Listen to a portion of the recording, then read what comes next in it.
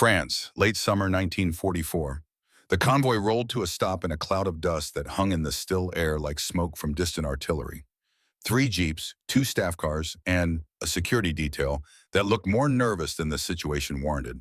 But then again, they were carrying the supreme Allied commander through territory that had been in German hands less than a week ago. General Nathaniel Westbrook stepped out of the lead vehicle, his uniform immaculate despite the heat and the journey. 4 stars gleamed on his collar. His aide rushed forward with a clipboard rattling off the schedule, but Westbrook was already scanning the forward command post with the practiced eye of a man who had seen too many of these installations to be impressed by any of them.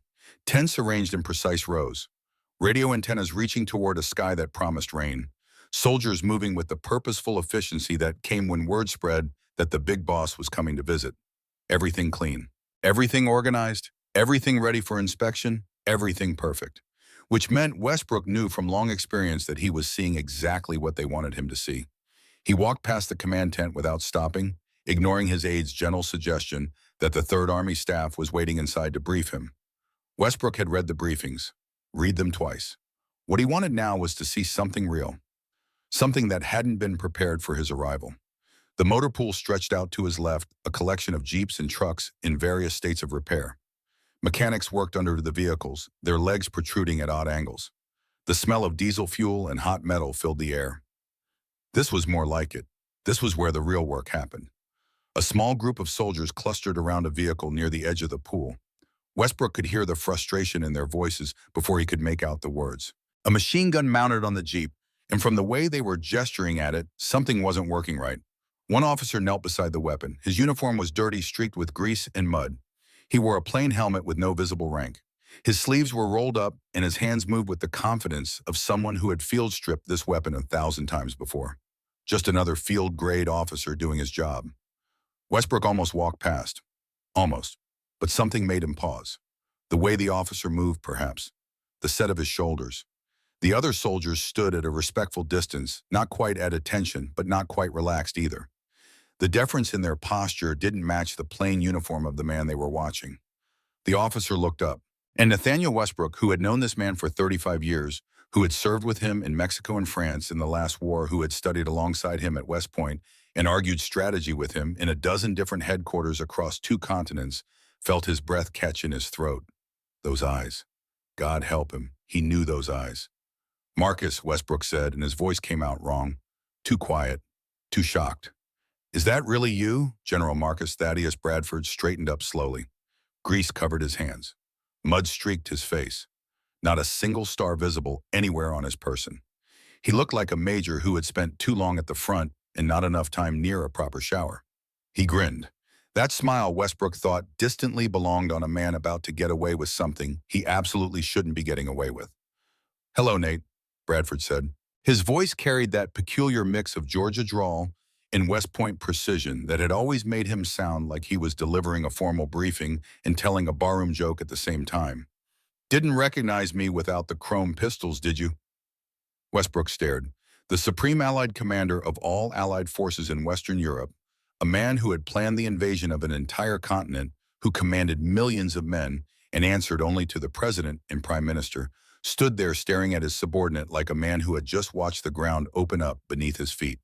"What?" Westbrook said carefully. "Are you doing?" Bradford gestured at the machine gun, with hands that were definitely not befitting a 3-star general.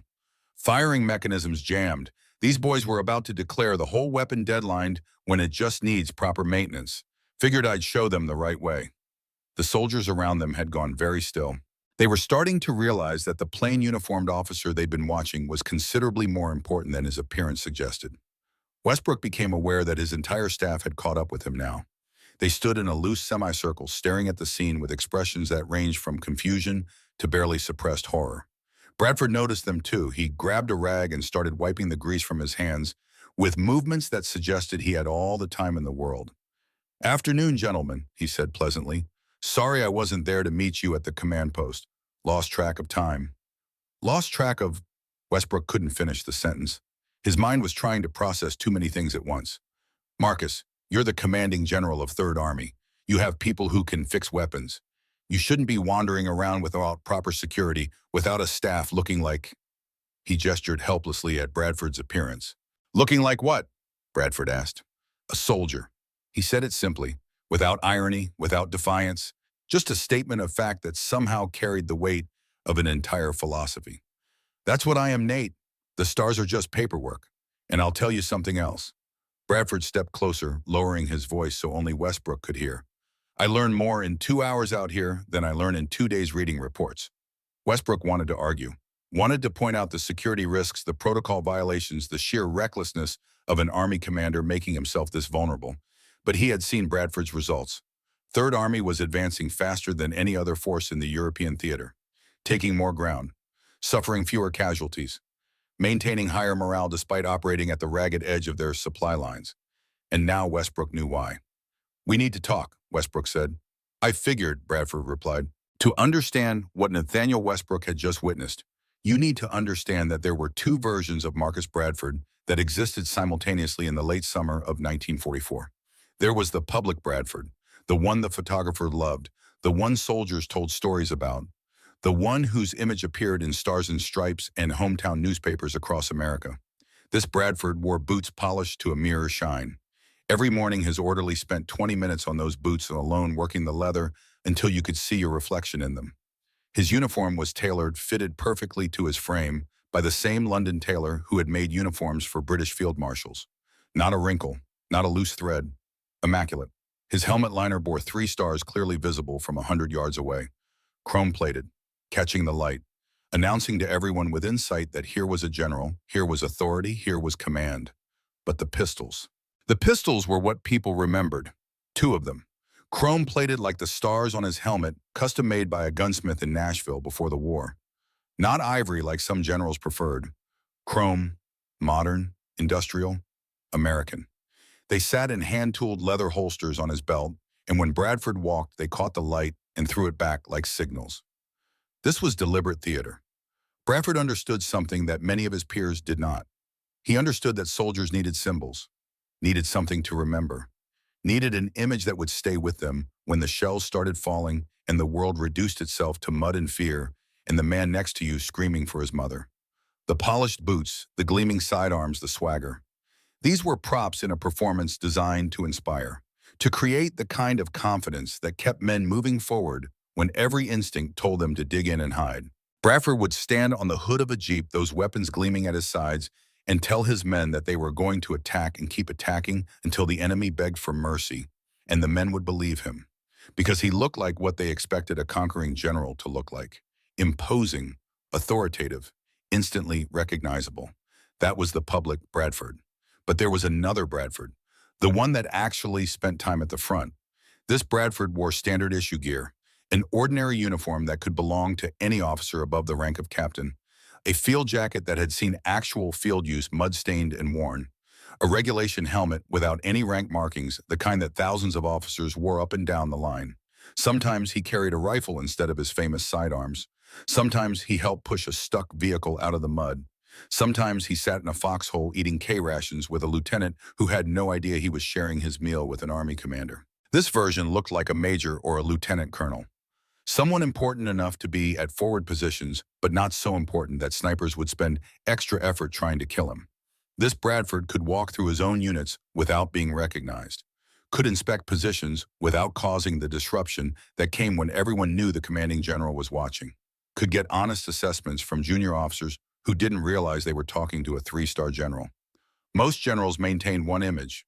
Bradford maintained 2, and he switched between them depending on what the situation required. The lesson had come early in the war, and it had come hard. Tunisia, February 1943. Bradford, newly promoted to command of what would become Third Army. He had read the doctrine studied the great commanders believed that proper staff work and efficient reporting would keep him informed of everything he needed to know. The reports came in on schedule, neat, organized, color-coded tabs separating intelligence from logistics from personnel. Every morning his chief of staff would brief him. Every evening he would read the summaries. The picture they painted was always clear, always reassuring. All units at full strength or close to it, all equipment operational or scheduled for repair, all supply requirements being met, all morale indicators positive, until he ordered an attack based on those reports and watched it fall apart in the first 2 hours. Units that were supposedly at 80% strength turned out to be at 60%. Equipment listed as operational broke down within miles. Supply dumps that should have contained 3 days of ammunition had less than one. And morale, that most difficult thing to measure, that intangible quality that made the difference between an army that could fight and an army that would break, was considerably lower than any report had suggested. The attack failed. Not catastrophically, but failed nonetheless. 300 casualties, 40 miles of retreat. The entire operation had to be called off and replanned. Bradford spent 3 days after that failure doing something his staff thought was a waste of time. He visited every unit that had participated in the attack. Not announced visits, not official inspections, just showed up, talked to officers and sergeants, asked questions.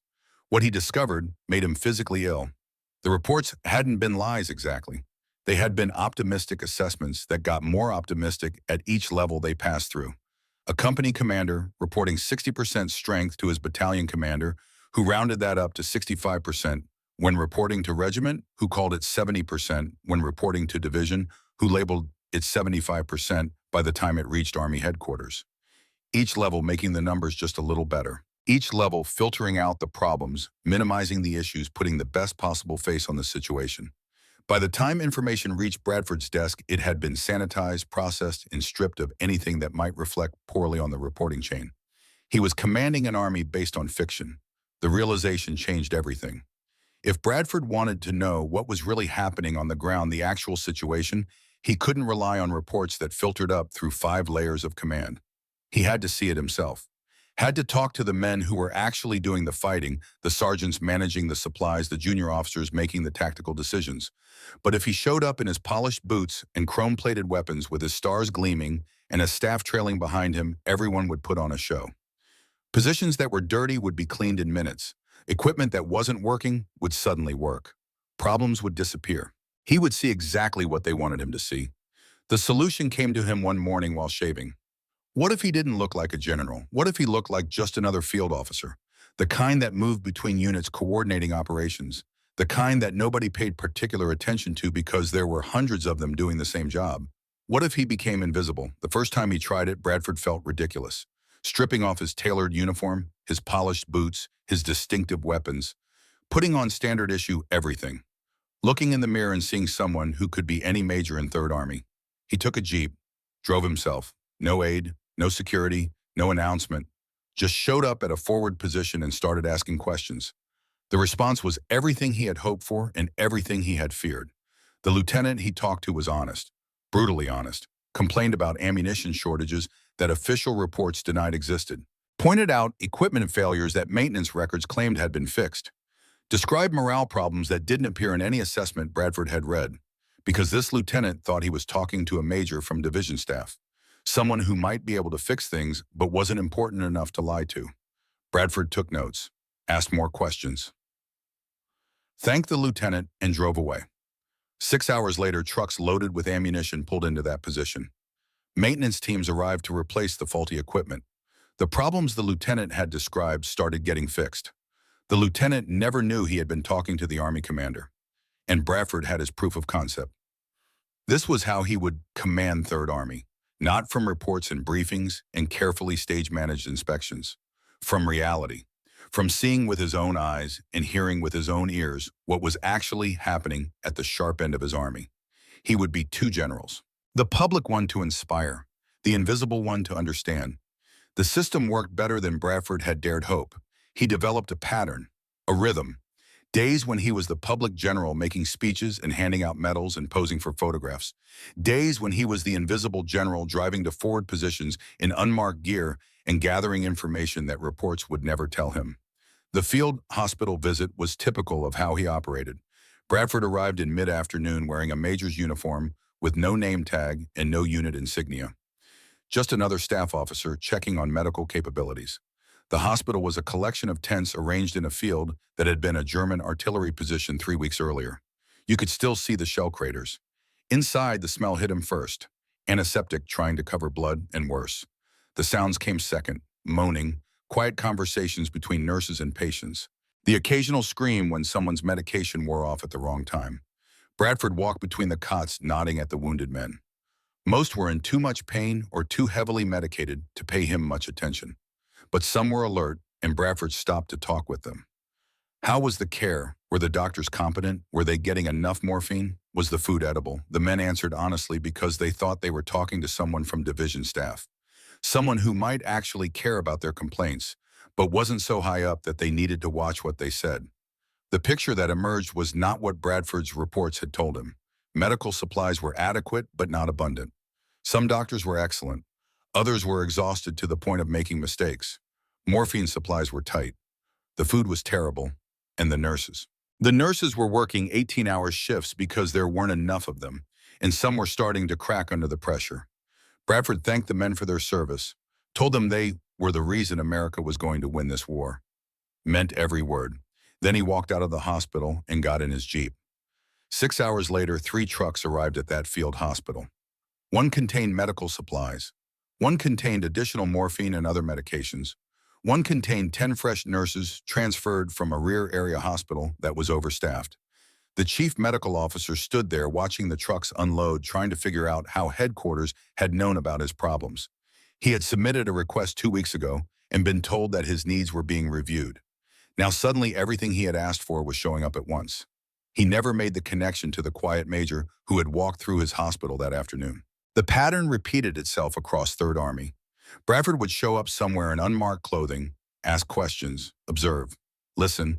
Problems would get fixed. Units would receive exactly what they needed, mysteriously, efficiently, as if someone in the command structure actually knew what was happening at the front lines, because someone did.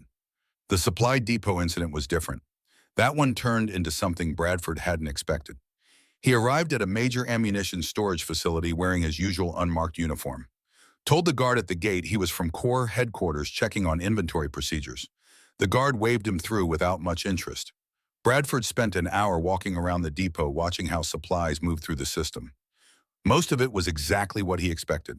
Organized chaos. Supplies coming in from the rear, getting sorted, moving forward to units that needed them. But then he noticed something odd. A group of officers loading crates onto a civilian truck. Not a military vehicle. A civilian truck with French plates and no military markings. Bradford moved closer, staying in the shadows between stacks of crates. The officers were laughing, joking, acting like men doing something they had done many times before. One of them had a manifest that he kept checking, making marks with a pencil. Bradford got close enough to see what was in the crates.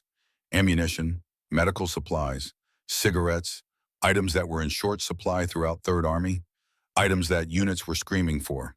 Items that official reports claimed were inadequate stock. These officers were stealing them, loading them onto a civilian truck to sell on the black market that had sprung up across liberated France. Bradford's first instinct was to stride over there, announce who he was, and put every one of them under arrest. But he couldn't. If he revealed himself, the whole point of his disguise would be compromised. Word would spread. Every position he visited after this, soldiers would be looking for General Bradford in disguise. His ability to gather unfiltered information would be destroyed. So he stood there in the shadows, watched, memorized faces, noted the license plate on the truck, made mental notes of everything he was seeing. Then he walked away, got in his Jeep, drove back to headquarters. That night he called in his provost marshal, described what he had seen, gave enough information for the military police to investigate without revealing his source. 3 days later, MPs raided the depot, caught the officers in the act of loading another truck, arrested 7 men, recovered enough stolen supplies to equip an entire battalion. The investigation revealed a network of corruption that had been operating for months, hundreds of thousands of dollars in stolen military property. All of it happening while frontline units were rationing ammunition and medical supplies. Bradford watched the court-martial proceedings from a back row wearing his full uniform this time. The officers being tried never knew that the quiet major who had witnessed their crime was the 3-star general sitting 30 feet behind them. And Bradford learned something important. His invisibility wasn't just a tool for gathering information.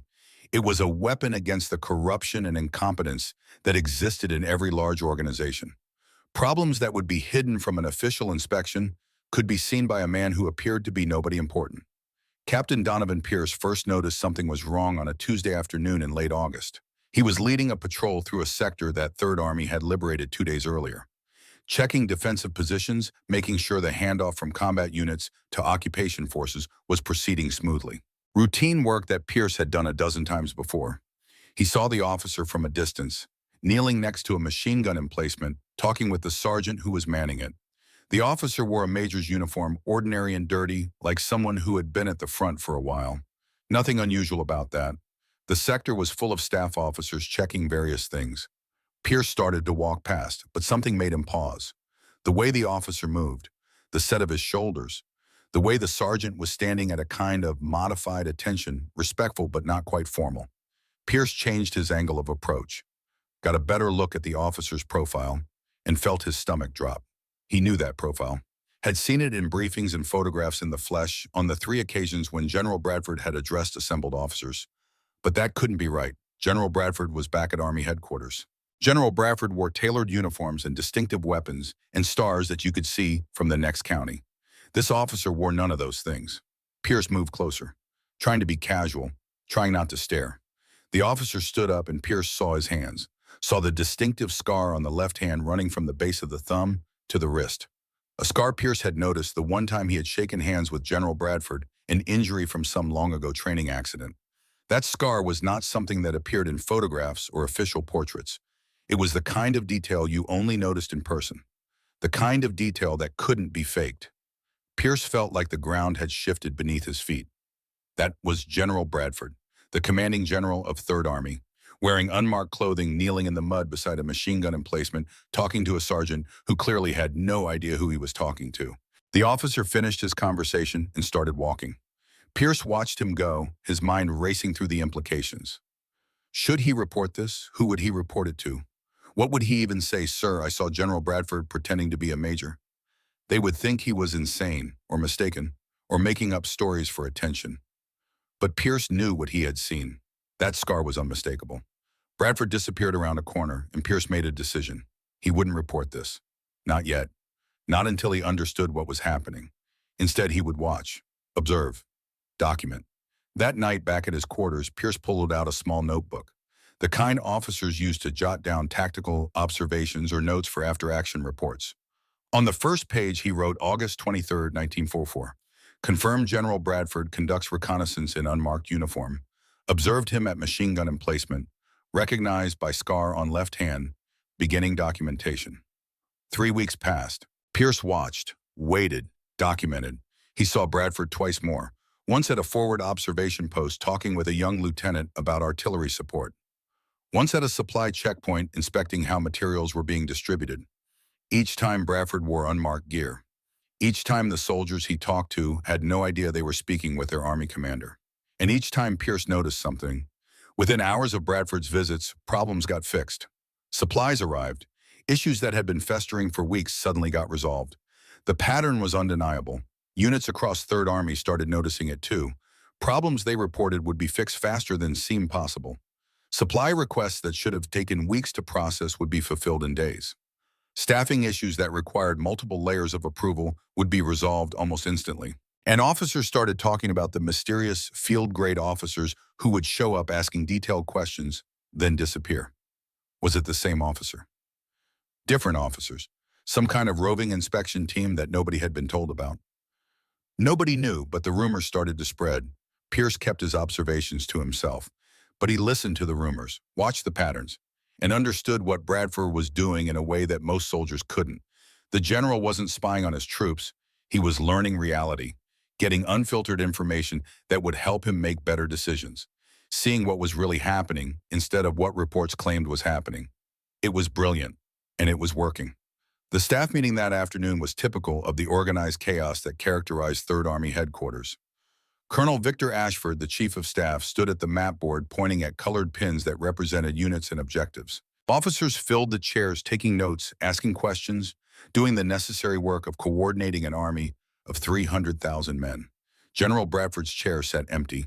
Ashford paused in mid-sentence, looking at the empty chair with an expression that Pierce had seen before. Frustration mixed with resignation. "Has anyone seen the general this morning?" Ashford asked. The other officers looked at each other, shook their heads. "He left at 0600, sir," an aide volunteered. "Said he was conducting forward reconnaissance." "Forward reconnaissance," Ashford repeated in a tone that suggested he didn't believe a word of it. "Did he say where?" "No, sir." "Did he take security?" "No, sir, just his driver." Ashford closed his eyes briefly. Of course he didn't. The meeting continued without Bradford. It had to. The Army couldn't stop functioning just because its commander had disappeared for a few hours. Again, Pierce sat in the back row and said nothing. He knew where Bradford was. Not the exact location, but he knew what the general was doing. Somewhere in 3rd Army's operational area, a man in unmarked clothing was talking to soldiers who had no idea they were talking to their commanding general. Gathering information. Learning what the reports wouldn't tell him. Seeing what was real instead of the sanitized version that filtered up through the chain of command. The meeting ended. Officers filed out talking among themselves about the day's business. Pierce stayed in his seat watching Ashford gather up his papers. The chief of staff looked tired, worn down by the daily struggle of trying to run an army whose commander insisted on disappearing without notice. "Captain Pierce," Ashford said, noticing him, "something I can help you with." Pierce hesitated. This was his chance. He could tell Ashford what he knew, explain about the disguises, the covert visits to forward positions, help the staff understand what their commander was doing, but something stopped him. If he revealed Bradford's secret, what would change? Would Ashford order Bradford to stop? Would the invisible general be forced to become only the public general, making decisions based on reports instead of reality? Would that make 3rd Army better or worse? "No, sir," Pierce said. "Just reviewing my notes." Ashford nodded and left. Pierce sat alone in the empty briefing room, thinking about secrets and reality and the man who lived 2 lives to command his army effectively. His notebook was in his pocket. Weeks of observations, documented sightings, patterns emerging from the data. Nobody knew but him. The question was, what was he going to do about it? The phone on the conference table rang. Once. Twice. Pierce answered it. "Captain Pierce, this is General Westbrook's aide. The general requests a secure line to 3rd Army headquarters immediately. He needs to speak with General Bradford." "Yes, sir," Pierce said. "I'll arrange it right away." He hung up and stared at the phone. Westbrook wanted to talk to Bradford, the Supreme Allied Commander calling the 3rd Army commander. That could mean a lot of things, but none of them were routine. Pierce stood up and went to find Colonel Ashford, who would tell him once again that nobody knew where General Bradford was. And the machinery of 3rd Army would keep turning, powered by information that only one man could see and that everyone else was just beginning to suspect. Somewhere out there in a forward position that wouldn't appear in any official log, a man in unmarked clothing was learning something that would save lives tomorrow, and nobody would ever know his name. The summons came at 1700 hours. Not a request, not a suggestion. A direct order from Supreme Headquarters Allied Expeditionary Force, delivered by encrypted wire with the kind of brevity that indicated someone very important was very displeased. "General Bradford will report to SHAFE headquarters immediately for consultation regarding operational procedures." Colonel Ashford read the message twice, then looked up at the aide who had delivered it. "Find him," Ashford said quietly. The aide's expression said everything. Finding General Bradford when he didn't want to be found was like finding a specific raindrop in a thunderstorm. "Sir, he left this morning on—" "I don't care what he called it," Ashford interrupted. "I don't care if he's meeting God himself. Find him. Tell him the Supreme Commander wants to see him. Now." It took 3 hours. Bradford arrived at his own headquarters just after 8 in the evening, driving himself in a Jeep that had seen better days. He wore unmarked clothing. Mud covered his boots. His face showed the kind of exhaustion that came from spending a full day pretending to be someone you weren't. Ashford met him at the entrance, holding out the message without a word. Bradford read it. His jaw tightened. He handed it back. "How long ago did this arrive?" 5 hours, sir." "And Westbrook knows I wasn't here to receive it." "I imagine he does, sir." Bradford nodded slowly. "Get my dress uniform ready and have my driver prepare the staff car, the one with flags. If Nate wants to have this conversation, we're going to do it properly." The drive to Supreme Headquarters took 90 minutes through darkness and rain. Bradford sat in the back of the staff car wearing his full uniform now. The distinctive weapons on his belt, stars gleaming even in the dim light. Every inch the commanding general. But his mind was back at that forward position he had visited that afternoon. The company commander who thought he was talking to a major from Corps headquarters. The honest assessment of ammunition shortages that official reports claimed didn't exist. The tired sergeants who described problems that would never make it into formal channels. Reality. That was what he had been gathering. That was what he had spent the day collecting. Information that would save lives tomorrow, next week, next month. And now Westbrook wanted to talk about operational procedures. Bradford knew what that meant. The staff car pulled up to SHAFE headquarters just before 10. Lights blazed from every window despite the blackout regulations. The war didn't sleep, and neither did the men planning it. An aide met Bradford at the entrance. Young Lieutenant Nervous probably briefed to expect an angry general. Sir General Westbrook is waiting in his private office. He asked that you come immediately. Of course he did, Bradford said. The walk through headquarters felt like walking to a court-martial. Officers in the corridor stopped talking when they saw him pass. They knew. Maybe not the specifics, but they knew that something was happening between the Supreme Commander and the Third Army Commander, and it wasn't going to be pleasant. Westbrook's office was on the second-floor corner, room windows, that in peacetime would have overlooked gardens, but now looked out on sandbagged fortifications and anti-aircraft guns. The aide knocked once opened the door, announced Bradford, and fled. Westbrook sat behind his desk writing something. He didn't look up when Bradford entered, didn't acknowledge his presence, just kept writing with careful, deliberate strokes. It was a power play, a reminder of who held rank in this relationship. Bradford stood at attention anyway. Let Westbrook have his theater. God knew Bradford had enough of his own. Finally, Westbrook set down his pen, looked up. His face was carefully neutral, but Bradford had known this man for 35 years. He could see the anger beneath the professional mask. Close the door, Westbrook said. Bradford closed it. Sit down. Bradford sat. Westbrook stood up and walked to the window, hands clasped behind his back. Silent for a long moment. When he spoke, his voice was quiet, controlled, which somehow made it worse than if he had been shouting. Where were you today, Marcus? Forward reconnaissance, Nate, like I told my staff. Forward reconnaissance, Wapwan. Westbrook turned around. That's what you're calling it. That's what it was. Were you alone? I had a driver. Security. Didn't need security. Didn't need... Westbrook's control slipped for just a moment. You're the commanding general of Third Army. You command 300,000 men. You're one of the most valuable intelligence targets in this theater. And you're driving around forward positions alone, wearing God knows what kind of disguise. And you're telling me you didn't need security. Bradford said nothing. There was nothing to say that wouldn't make this worse. Westbrook walked back to his desk, sat down, looked at Bradford with an expression that mixed anger and something that might have been concern. Do you have any idea what would happen if you were captured? I wouldn't be captured. You don't know that. Nobody knows that. One German patrol in the wrong place at the wrong time and you're a prisoner. Do you understand what kind of intelligence windfall that would be for them? Not just what you know about Third Army's operations, but everything you know about overall Allied strategy, the invasion plans we've discussed, the operational objectives. I'm careful, Nate.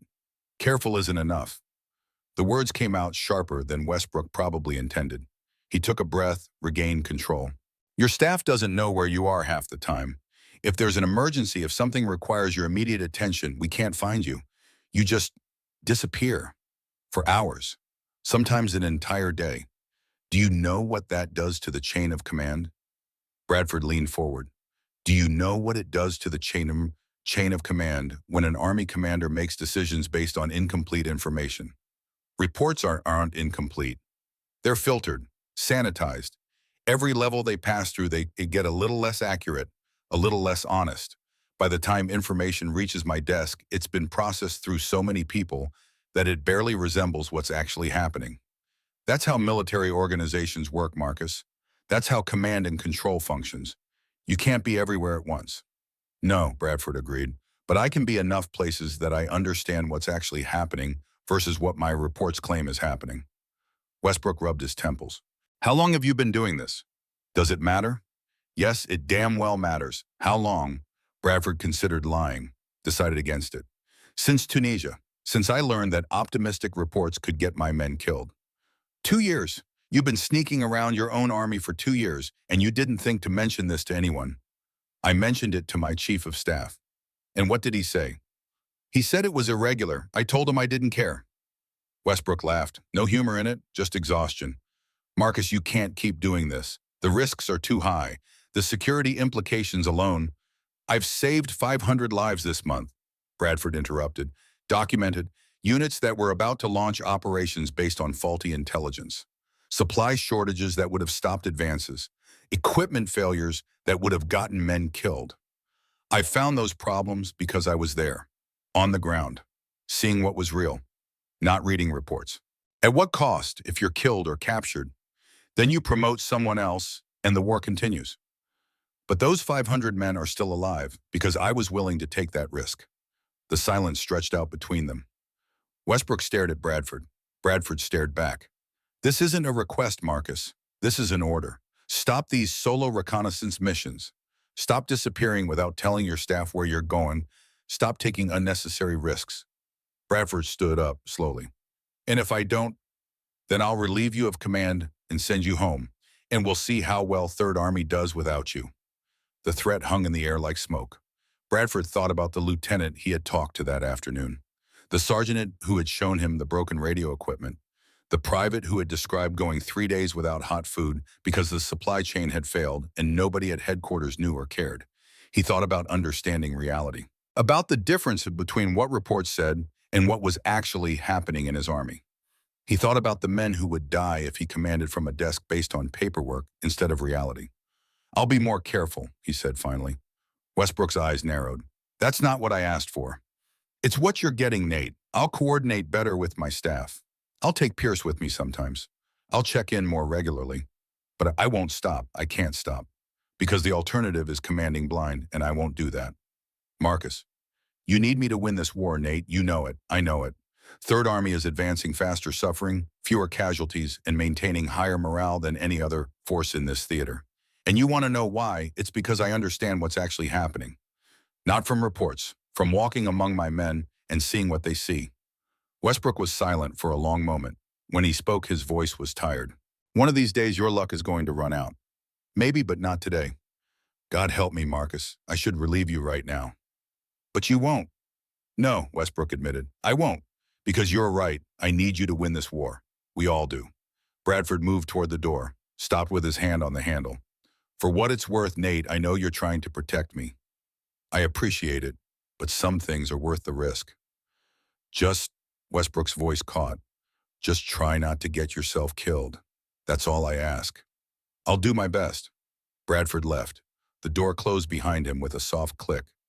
Westbrook sat alone in his office, staring at the maps on his wall, all those colored pins representing units and objectives. All those lines showing advances and retreats, all that information flowing up from the field, filtered and processed and sanitized. And somewhere out there, a general in unmarked clothing was learning what all those maps and reports would never show. The mission started 3 days later, just before dawn. Bradford wore his unmarked uniform, standard issue field jacket, no rank insignia, a helmet that could belong to any officer in Third Army. He looked like a major, maybe a lieutenant colonel. Nobody special. Captain Donovan Pierce sat in the driver's seat of the Jeep wearing similar anonymous gear. He had been surprised when Bradford asked him to come along. More surprised when the general explained that he knew Pierce had been watching him for weeks. The scar on my hand, Bradford had said, showing the mark. You're the only one who noticed. That shows observation skills. I can use that. Now they drove through darkness toward a reconnaissance position that official reports said was secure, but that Bradford wanted to see for himself. The sky was beginning to lighten in the east, gray dawn bleeding into the darkness, the kind of light that made everything look like it was underwater. Sir, Pierce said quietly, can I ask you something? You can ask, can't promise I'll answer. Why do you do this? Really, not the official reason, the real one. Bradford was silent for a while. When he spoke, his voice had a quality Pierce had never heard before. Introspection, maybe even vulnerability. You know how many men I command, Captain? 300,000, sir, give or take. 300,000. I can't know them all personally, can't shake every hand, learn every name. It's impossible. But I can know enough of them that I understand who they are, what they need, what they're willing to sacrifice. The reports should tell you that. Reports tell me what junior officers think I want to hear, what supply sergeants think won't get them in trouble, what company commanders think makes them look competent. I need more than that. I need to know what a private thinks when he's scared and cold and hasn't eaten a hot meal in 3 days. What a sergeant really believes about his equipment. What a lieutenant sees when he looks at his men. Pierce drove in silence, processing this. And the only way to learn that is to talk to them when they don't know you're the general. Exactly. If I show up with my stars and my weapons, they put on a show. Everything gets cleaned up. Problems disappear. I see what they want me to see.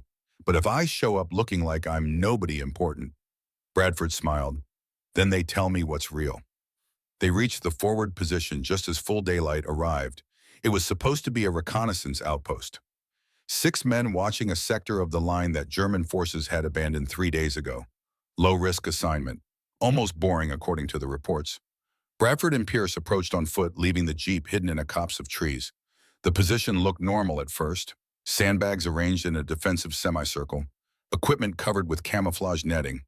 Everything quiet. Too quiet. Bradford's hand went to the pistol under his jacket. Not the chrome ones. A standard issue .45 that didn't announce who he was. Pierce noticed the movement. His own hand drifted toward his weapon. They moved forward carefully. Bradford's instincts, honed by years of combat, were screaming that something was wrong. They found the first soldier in his foxhole. Asleep. Not just dozing, deep sleep. The kind of sleep you fell into when you were exhausted beyond measure. The second soldier was the same. And the third, all 6 men were asleep. Nobody on watch, nobody monitoring the sector they were supposed to be observing. Bradford's jaw tightened. This was a disaster waiting to happen. If German forces were still active in this area, they could walk right through this position without anyone noticing. He kicked the boot of the nearest soldier. Once. Hard. The man jerked awake, reaching for his rifle. Saw Bradford and Pierce standing there in unmarked uniforms. Relaxed slightly. Jesus, Major, you scared the hell out of me. You're supposed to be on watch, Corporal. Why is your entire unit asleep? The corporal rubbed his face. Sir, we've been on this position for 6 days straight. 48-hour rotations, they said. Then they forgot about us. No relief, no resupply. We've been eating K-rations and drinking water from a creek that might have dead Germans in it. Bradford looked at Pierce. Pierce pulled out a notebook and started writing. When's the last time anyone from battalion came to check on you? 3 days ago, sir. Lieutenant came by, looked around for 5 minutes, said everything looked fine. Didn't ask if we needed anything.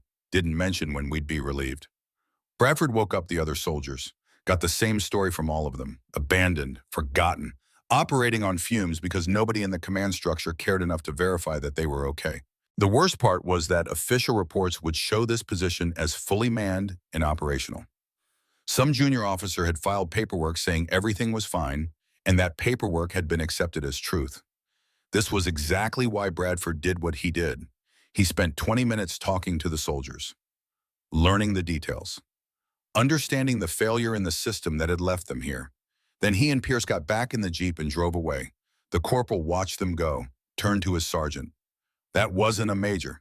No. Did you see how he moved, how he looked at our position? That was someone who's commanded troops, really commanded them, not some staff officer. So who was he?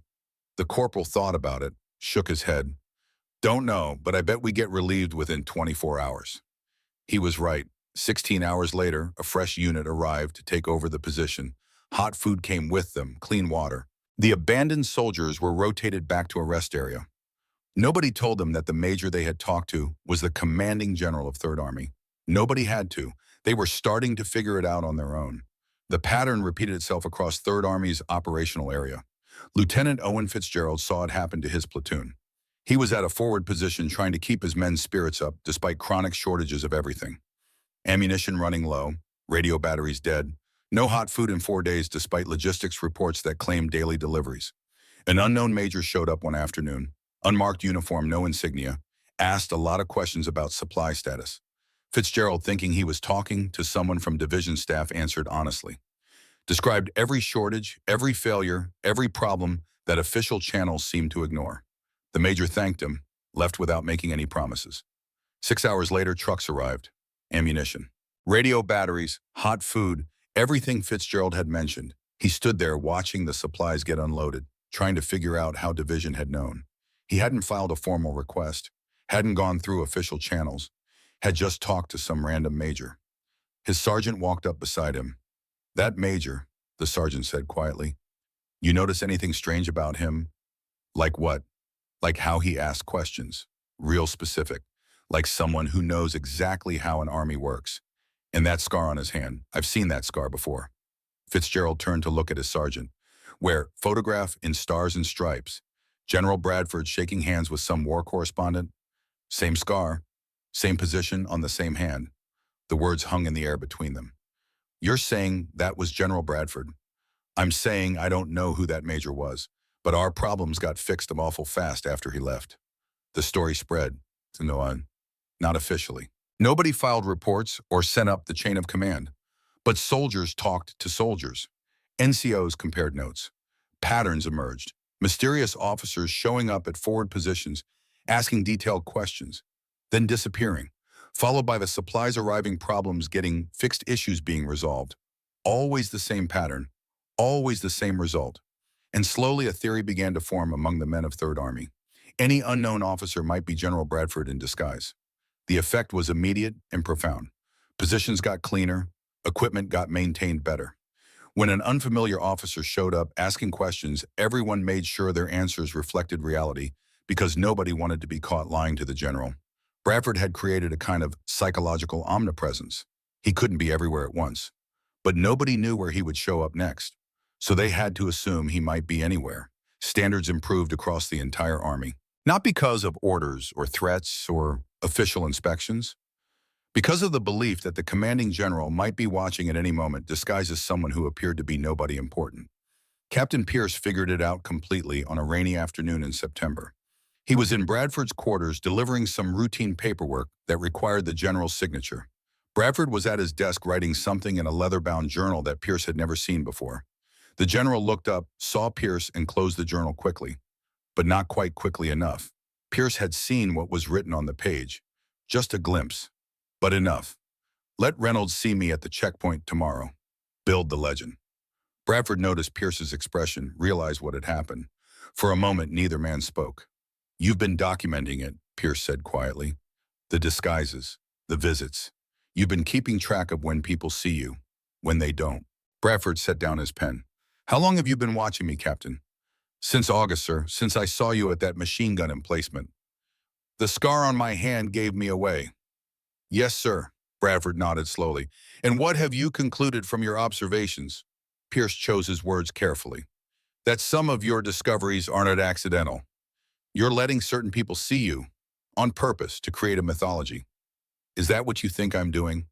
Yes, sir. 80% true invisibility, 20% strategic visibility. Just enough people recognize you to spread the story, to make everyone believe you might be anywhere at any time. Bradford leaned back in his chair, studied Pierce with an expression that might have been respect. How much of it is calculated, sir? Pierce asked. Enough to be effective, not so much that it becomes predictable. Bradford opened the journal again. Come here, Captain. I want to show you something. Pierce approached. Bradford turned the journal so he could read it. Pages of entries, dates, locations, names, detailed observations of what Bradford had seen and heard, but also notes about who might have recognized him, who might have spread the word. The invisibility serves two purposes, Bradford explained. First, it lets me gather unfiltered information, real data from real soldiers. Second, it creates the belief that I might be watching at any moment. That belief makes my men better even when I'm not there. Psychological operation, Pierce said. On our own troops. Psychological motivation. There's a difference. I'm not trying to frighten them. I'm trying to inspire them to maintain standards even when they think nobody's watching. Because they can't be sure nobody is watching. Pierce looked at the journal entries, the careful documentation, the strategic planning behind what appeared to be random wandering. This is brilliant, sir. This is necessary. An army of 300,000 men can't be controlled through traditional command structure alone. There aren't enough hours in the day, but if I can make every officer and every NCO believe that the general might show up at their position tomorrow, dressed as a major or a captain asking questions and observing, Bradford smiled. Then they police themselves. They maintain standards. They tell the truth in their reports because they know I might already know the real situation. Does General Westbrook know about this? Bradford's smile faded. Westbrook knows I visit forward positions in unmarked clothing. He doesn't know about this. He gestured at the journal. The documentation, the calculation, and he doesn't need to know. Sir, I won't. I know you won't, Captain. If you were going to report me, you would have done it weeks ago. The question is, are you willing to help? Pierce felt his pulse quicken. Help how, sir? I need someone at headquarters who can cover for me when I'm gone. Someone who can coordinate my movements without making it obvious. Someone who understands what I'm doing and why. Bradford looked at Pierce directly. I think you're that someone. Sir, if we're discovered, If we're discovered, I'll take full responsibility.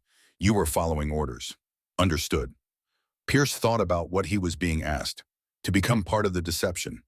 To actively help the commanding general violate every security protocol in the book. He thought about the soldiers whose supplies had arrived because Bradford had seen their situation. The lives saved because problems were fixed before they became fatal. Understood, sir. I'm in. Bradford extended his hand. Pierce shook it, feeling the scar tissue on the general's left hand. Welcome to the Invisible Army, Captain. Population 2. 300 miles away in his office at SHAEF headquarters, General Nathaniel Westbrook was conducting an experiment. He had decided to try Bradford's method, once, just to see if it worked the way his 3rd Army commander claimed it did. Westbrook wore a colonel's uniform borrowed from his staff. No stars, no name tag, nothing that identified him as the Supreme Allied Commander. He drove himself to a rear area supply depot, walked in like any other senior officer conducting a routine inspection. The difference was immediate and startling. The supply officer didn't snap to attention, didn't call everyone to present arms, just nodded and asked what the colonel needed. Westbrook asked about inventory procedures. The supply officer answered honestly. Described problems with the requisition system, pointed out where bureaucracy was creating delays, admitted that some units were being shorted because their paperwork wasn't filled out correctly. This was information that would never appear in an official report, would never make it to headquarters, was never intended for senior leadership to hear. But Westbrook was hearing it now because the supply officer thought he was talking to just another colonel, someone who might understand the problems but wasn't important enough to punish the messenger. Westbrook spent 2 hours at that depot, learned more about the real state of Allied logistics than he had learned from a month of briefings and reports. He drove back to headquarters in silence, thinking about what Marcus Bradford had been trying to tell him.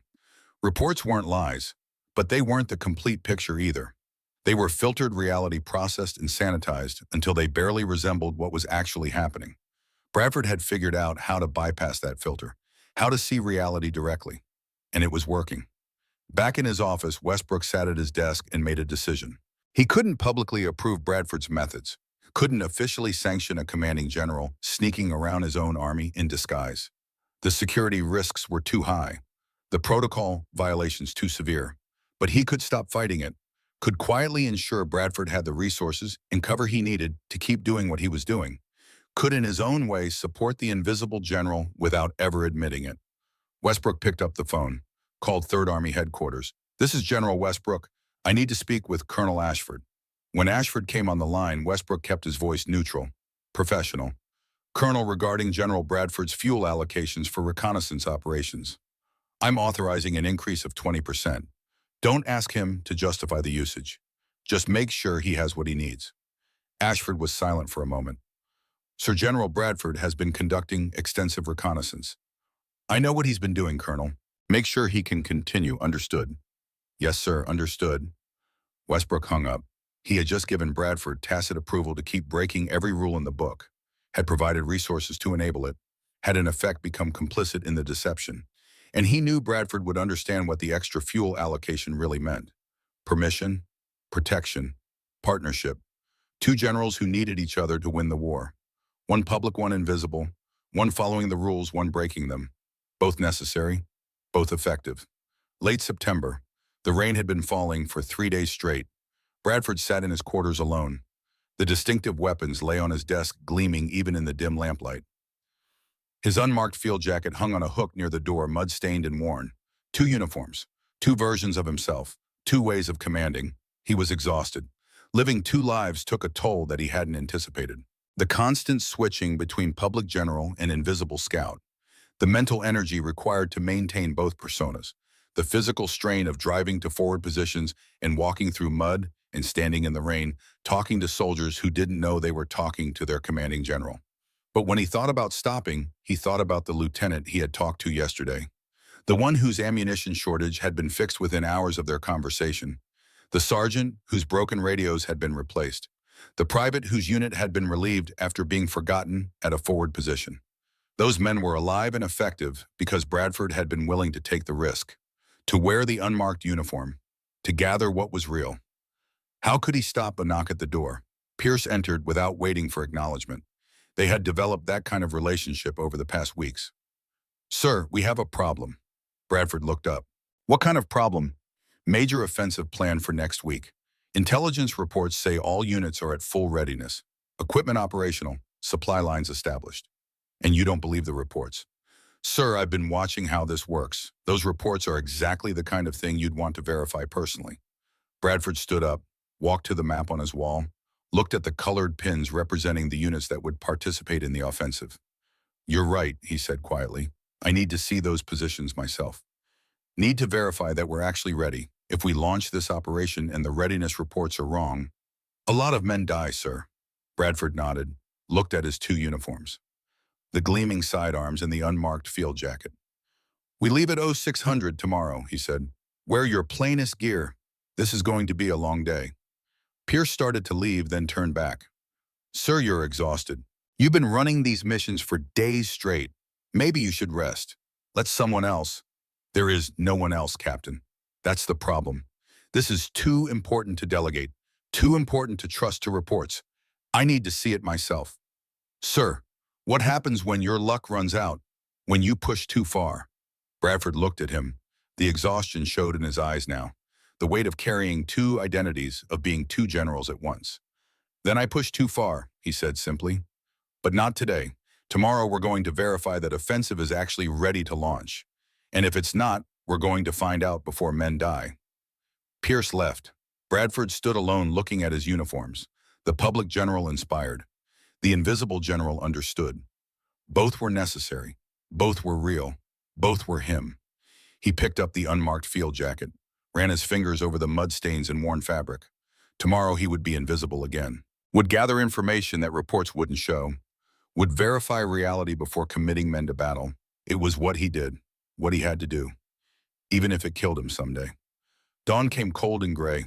Bradford and Pierce left headquarters before the first light touched the eastern sky. No fanfare, no escort. Just two officers in unmarked uniforms climbing into an unmarked jeep and driving toward the staging areas where Third Army's next major offensive was being prepared. The operation was scheduled to launch in 72 hours, 6 divisions, 40,000 men. The kind of massive coordinated assault that required everything to work perfectly or failed catastrophically. Intelligence reports said everything was ready. Units at full strength, equipment operational, supply lines established. The kind of reports that looked perfect on paper and made generals at headquarters nod with satisfaction. Bradford had learned to distrust perfect reports. They drove through countryside that had been a battlefield 2 weeks ago. Shell craters still marked the fields. Burned-out vehicles rusted beside the road. The smell of death lingered in places where the burial details hadn't finished their work. Pierce drove in silence. He had learned that Bradford used these long drives to think, to prepare himself mentally for what he might find. The general sat in the passenger seat, studying maps, making notes, his face showing the kind of concentration that came before difficult decisions. They reached the first staging area just after 7 in the morning. It should have been a hive of activity. 48 hours before a major offensive unit should be checking equipment, rehearsing assault plans, stockpiling ammunition. Organized chaos, purposeful movement, the unmistakable energy that came when thousands of men prepared for battle. Instead, Bradford saw soldiers sitting around doing nothing. He climbed out of the jeep slowly. Pierce followed. They walked into the staging area wearing unmarked uniforms, looking like field-grade officers from Corps headquarters. Nobody paid them special attention. Bradford approached a group of soldiers cleaning rifles. Morning, where's your company commander? A sergeant looked up. In the command tent, sir. You need something. Just checking on readiness for the operation. When did you receive your ammunition allocation? The sergeant exchanged glances with the other soldiers. We haven't, sir. We were told it's coming tomorrow. Bradford's jaw tightened. And your assault equipment, extra grenades, Bangalore torpedoes, smoke markers? Same answer, sir. Tomorrow. What about rehearsals? Have you walked through the assault plan? The sergeant shook his head. Captain said he'd brief us tomorrow. Tomorrow. Everything was scheduled for tomorrow, which meant that right now, less than 48 hours before launch, this unit wasn't ready. Bradford moved through the staging area asking questions. The picture that emerged made his blood run cold. Ammunition hadn't arrived. Equipment was missing. Soldiers hadn't been briefed on their objectives. Some units didn't even know they were participating in the offensive. And yet the reports flowing up to Army headquarters said everything was on schedule. Pierce appeared at his elbow. Sir, the other staging areas are the same. I talked to 3 different units. None of them are ready. Bradford stood very still. His mind was racing through the implications. If this offensive launched as scheduled with units this unprepared, it would be a massacre. Thousands of men attacking without proper ammunition, without understanding their objectives, without the equipment they needed. The operation would fail. Men would die. For nothing. He could report this up the chain of command, could file an urgent message to headquarters explaining the situation, could work through proper channels to postpone the offensive. But that would take time. Bureaucracy would slow everything down. Some staff officer would want to verify his claims. Questions would be asked about how he had discovered these problems. His methods would come under scrutiny, and in the meantime, the clock would keep ticking toward launch time. Bradford made his decision. He walked to the center of the staging area, to an open space where soldiers from multiple units could see him. Pierce watched him go, suddenly understanding what was about to happen. Bradford reached up and removed his helmet. The stars on his helmet liner caught the morning light, chrome-plated, unmistakable. The nearest soldiers saw first. Their eyes went wide. They nudged their companions, pointed. Within 30 seconds, every man in the staging area was staring. Bradford raised his voice, the command voice, the one that carried across battlefields and parade grounds. I am General Marcus Thaddeus Bradford, Commanding General of 3rd Army, and I am hereby canceling this operation. The words fell into absolute silence. Nobody moved. Nobody spoke. 300 soldiers stood frozen, trying to process what they were seeing and hearing. The company commander emerged from the command tent, a captain, young face going pale as he realized what was happening. Sir, I didn't know you were. You didn't know because I didn't tell you, Captain. I came here dressed like this specifically to see what was real. And the reality is that your unit is not ready for combat operations. The captain opened his mouth, closed it. He had no defense. Bradford turned to address the assembled soldiers directly. This staging area was supposed to be ready to launch an assault in 48 hours. Your reports said you were at full readiness. That was a lie. You don't have ammunition. You don't have equipment. You haven't been properly briefed. If I had allowed this operation to proceed as planned, you would have been sent into battle unprepared, and many of you would have died. He let that sink in, watched the understanding spread across their faces. I've been walking among you for months, wearing unmarked uniforms, asking questions, learning what's real instead of what reports claim. Some of you suspected. Some of you had stories about mysterious officers who showed up and then disappeared. Now you know. Those officers were me. A murmur ran through the ranks, soldiers whispering to each other. Recognition dawning, stories being connected. This operation is postponed for 72 hours. You will receive your ammunition today. Your equipment will arrive tonight. Your commanders will brief you properly and rehearse the assault plan. When we launch this offensive, you will be ready, really ready, and you will succeed, because I will not send American soldiers into battle unprepared. Bradford turned to the captain. You're relieved of command. Report to division headquarters for reassignment. The captain's face went white. Sir, I was following the timeline that you were falsifying readiness reports. That ends now. Bradford looked at the lieutenant standing nearby. You're in command until a replacement arrives. Get your men ready, actually ready. Understood. Yes, sir. Bradford put his helmet back on. The stars disappeared under the plane cover, but it didn't matter now. Everyone knew who he was. He walked back to the Jeep. Pierce was already behind the wheel engine running. They drove away in silence. Behind them, the staging area erupted, soldiers talking over each other, officers scrambling to radios. The word spreading like wildfire through 3rd Army. General Bradford had been among them. For months, wearing disguises, learning their truths. The invisible general had revealed himself. The news hit 3rd Army headquarters like a thunderclap. Colonel Ashford received the first radio message within an hour, then another, then 10 more, all saying the same thing. General Bradford had appeared at multiple staging areas, had revealed his identity publicly, had canceled the offensive, had relieved officers on the spot. By noon, the entire army knew. The reaction was complex, not simple approval or disapproval, but a mixture of emotions that reflected the complicated relationship between a commander and his men. Some soldiers were inspired. Their general cared enough to walk among them, to see their reality, to protect them from incompetent leadership. Some were angry. He had been watching them without their knowledge, judging them in secret. Some were embarrassed, remembering conversations with unknown officers, things they had said, complaints they had made, realizing they had been talking to the army commander. But mostly they were stunned. The myth had been proven true. The invisible general was real. Stories emerged from across Third Army, soldiers sharing experiences they hadn't understood at the time. That major who helped me fix my rifle last month, that was Bradford. The colonel who asked about our ammunition situation, that was him. The officer at the field hospital who talked to the wounded, Bradford. Each story confirmed by someone who had noticed something, a scar on a hand, a way of moving, a particular intensity in the questions being asked. The mythology that Bradford had carefully constructed suddenly became concrete, verified, undeniable. He had been everywhere, seeing everything, learning truths that no official report would ever reveal. The summons from General Westbrook came that evening. Not angry this time, just a simple request, please come to SHAFE headquarters at your earliest convenience. Bradford arrived after dark wearing his full uniform now. The distinctive weapons gleamed, the stars caught the light. No point in disguises anymore. Everyone knew. Westbrook's aide led him to the private office. The Supreme Commander stood at the window looking out at the night. Close the door, Marcus. Bradford closed it. Westbrook turned around. His expression was unreadable. You canceled an entire offensive. I postponed it. There's a difference. You relieved multiple officers in the field. They were falsifying readiness reports. You revealed your identity to thousands of soldiers. I had no choice. The alternative was letting the operation proceed and watching men die. Westbrook walked to his desk, sat down, gestured for Bradford to sit. The postponement was the right call, Westbrook said quietly. I've reviewed the situation. You were correct. Those units weren't ready. If the offensive had launched as scheduled, it would have failed. Bradford said nothing, waited.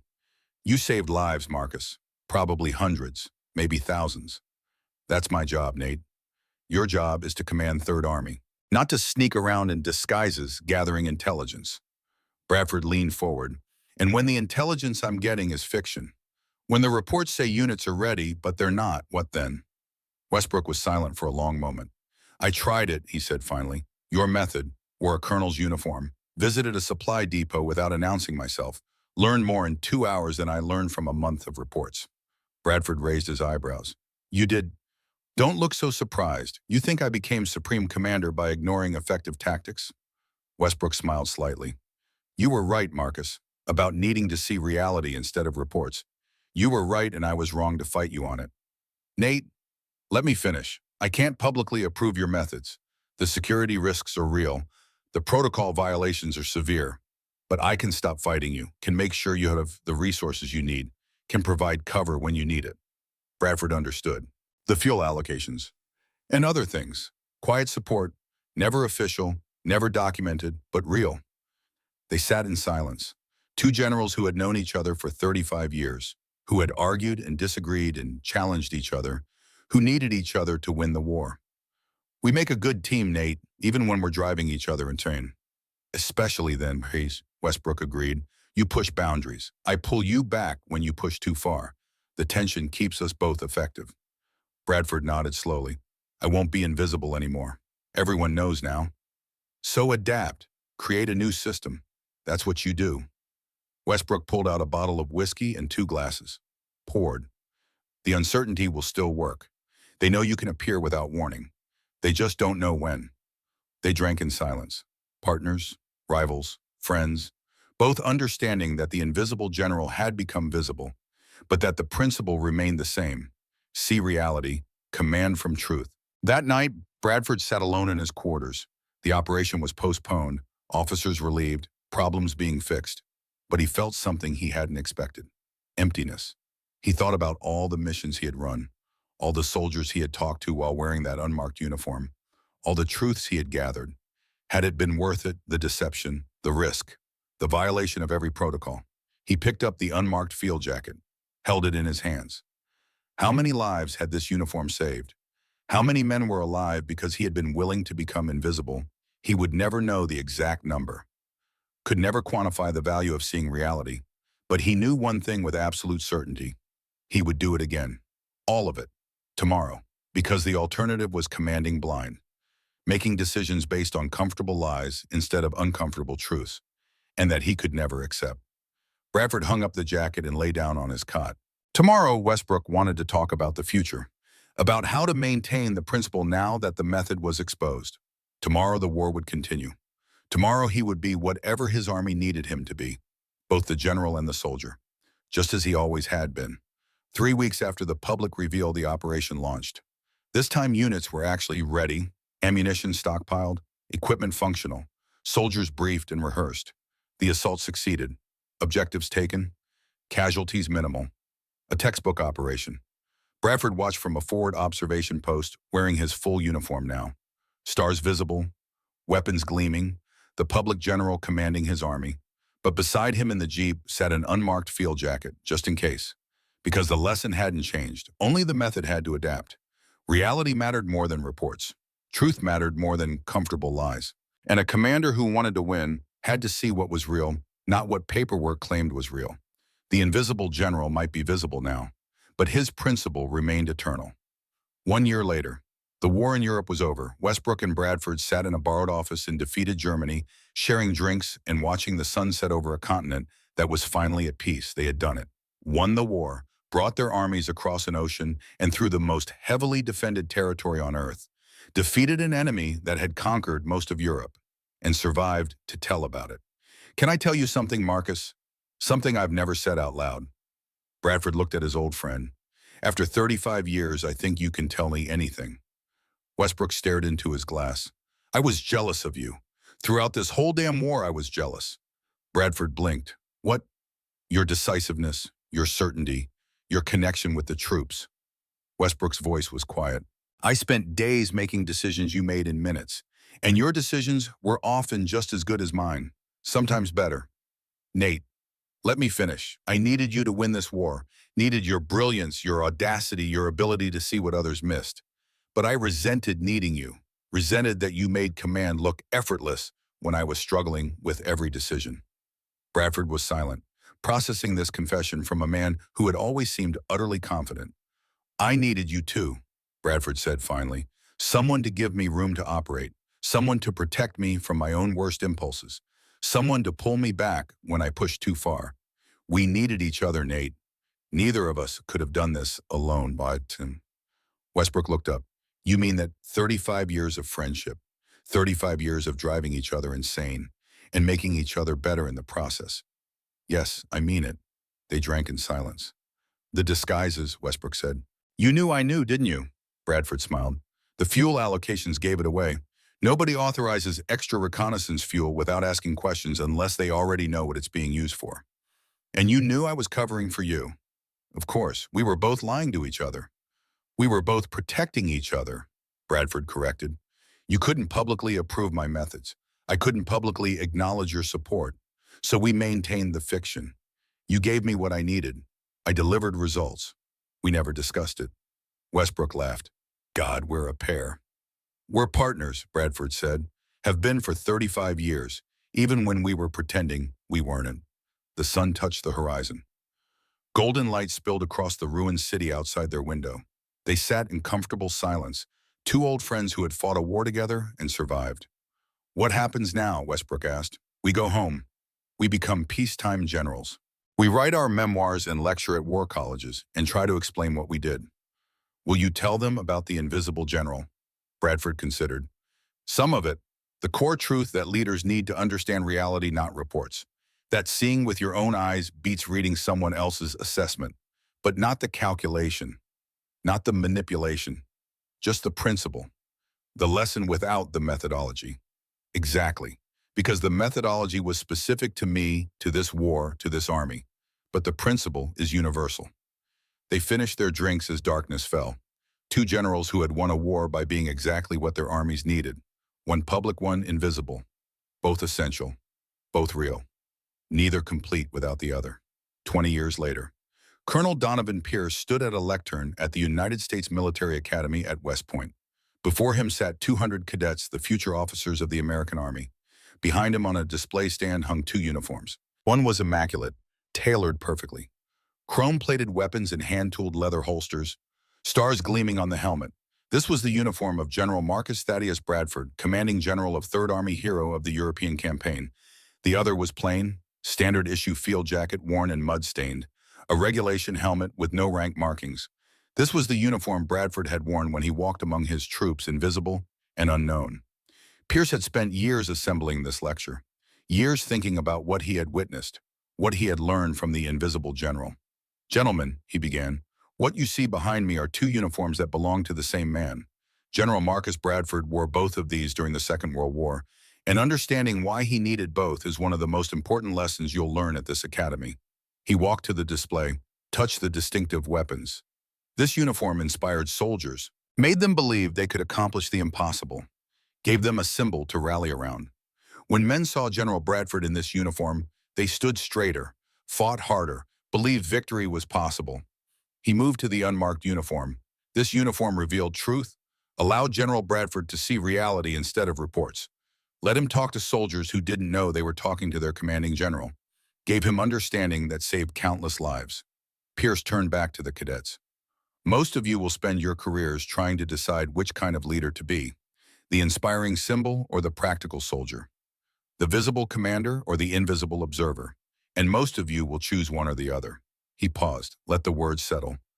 General Bradford chose both, and that choice made him one of the most effective commanders in American military history.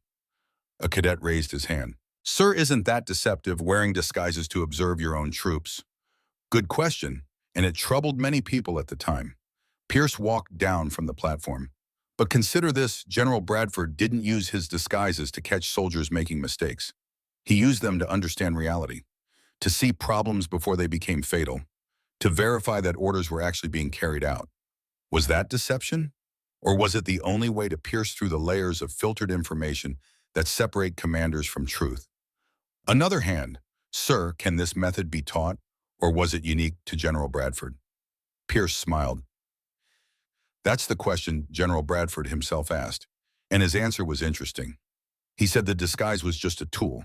What mattered was the commitment to understanding what was real, to seeing reality instead of accepting reports at face value." He walked back to the display, stood between the two uniforms. "You don't have to wear disguises to be effective leaders, but you do have to find ways to see past the filters, to understand what's really happening in your units, to gather information that reports won't show you." Pierce looked out at the young faces. So much potential, so much to learn. "Here's what I want you to remember. Leadership has many faces.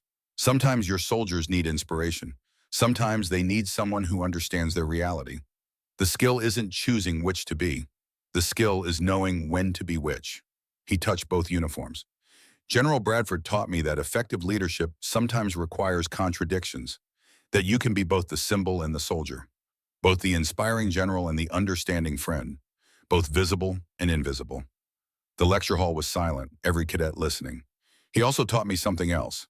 The relationships that challenge us most are often the ones that make us best. General Bradford and General Westbrook drove each other insane for 35 years, argued constantly, disagreed on methods, and they needed each other to win the war. He walked back to the lectern. "So here's my final lesson. When you find someone who challenges you, who questions your methods, who makes you defend your decisions, don't push them away. Those are the relationships that will make you better. The tension creates excellence." Pierce looked at the two uniforms one last time. General Bradford died 20 years ago, but his lessons live on. Be whatever your soldiers need. Seek truth over comfortable reports. Value the relationships that challenge you. And remember that leadership isn't about choosing between image and substance. He paused for emphasis. It's about having the wisdom to know when to be which, and the courage to be both. The cadets rose as one, applauding. Pierce stood at the lectern thinking about the invisible general who had taught him everything that mattered about leadership. The lecture ended. The cadets filed out talking among themselves about what they had learned. Pierce stayed behind alone with the two uniforms. He walked to the display, touched the unmarked field jacket, remembered the man who had worn it, who had walked among his soldiers gathering truth, who had been willing to be invisible so his army could see clearly. Bradford's voice echoed in his memory from their last conversation before the general's death. "The lesson isn't about disguises, Captain. It's about commitment. Commitment to understanding reality, to seeing what others miss, to being whatever your people need you to be." Pierce looked at the gleaming weapons, the stars, the symbols of command, then back at the unmarked jacket, the tools of truth. Both necessary, both real, both the same man. He turned off the lights. In the darkness, the two uniforms hung side by side, silent witnesses to a truth that would echo through generations. That leadership requires many faces. That understanding reality matters more than reading reports. That the invisible general and the inspiring symbol can be the same person. That excellence comes from being whatever your people need, and that the courage to be both is what separates good commanders from great ones. Pierce walked to the door, paused, looked back one last time. Two uniforms in the darkness, two identities, one man, one lesson. Be whatever your people need. Have the courage to be both. He closed the door softly. The invisible general had become visible, but his truth remained eternal. Outside the lecture hall, Pierce walked slowly through the evening air. West Point's grounds were quiet at this hour, cadets in their barracks studying or writing letters home. The same rituals that had existed when Bradford and Westbrook had walked these paths 35 years before the war. He found himself at the cemetery, not the main one, but the small plot where Academy legends were buried. Bradford's grave was here marked by a simple stone. No elaborate monument, just his name, rank, and dates. Pierce had visited this grave countless times over the years, but tonight felt different. He knelt down, ran his fingers over the engraved letters. I told them today, sir, he said quietly, told them about the two generals you were, about why it mattered. I think some of them understood. The wind moved through the trees. Somewhere in the distance, a bugle played taps. You know what's funny, Pierce continued? Half the officers in the Army now claim they knew what you were doing all along. Say they recognized you during one of your missions. Most of them are lying, of course. But they want to be part of the story. Want to say they were there when the invisible general walked among us. He smiled. You'd probably find that amusing. The mythology keeps growing even 20 years later. Pierce stood up, looked at the stone in the fading light. General Westbrook died last year. I don't know if you knew that wherever you are. Heart attack, quick. He was giving a speech about coalition warfare. Appropriate somehow. He never got to tell you what you meant to him, did he? Not really, not the way he wanted to. The wind picked up. Pierce pulled his jacket tighter. That's the real lesson, isn't it? Not the disguises or the tactics or the command philosophy. It's that we don't tell the people who matter what they mean to us. We think we have time. We always think we have time. He looked up at the darkening sky. I made that mistake too. Never told my wife how much her patience meant during the war years. Never told my sons why I was absent so much chasing a ghost story about an invisible general. And now they're grown and gone, and I can't get those years back. Pierce reached into his pocket, pulled out his old notebook, the one he'd kept during the war. Pages yellowed, now ink fading, but still readable. August 23rd, 1944, he read aloud. Confirmed General Bradford conducts reconnaissance in unmarked uniform. He flipped through the pages. Months of observations, patterns documented, the slow realization that he was witnessing something extraordinary. You changed how I see leadership, sir, how I see truth, how I see the cost of excellence. Pierce closed the notebook. But the most important thing you taught me I didn't understand until right now. He looked at the grave. You taught me that the people who drive us crazy, who challenge us, who make us better, we need to tell them before it's too late. Because Westbrook thought he had time to tell you, and then you were gone. And he spent 20 years carrying that regret. Pierce knelt down again, placed the notebook on the grave. So here's what I'm going to do. Tomorrow, I'm going to call my sons, tell them what I should have told them years ago.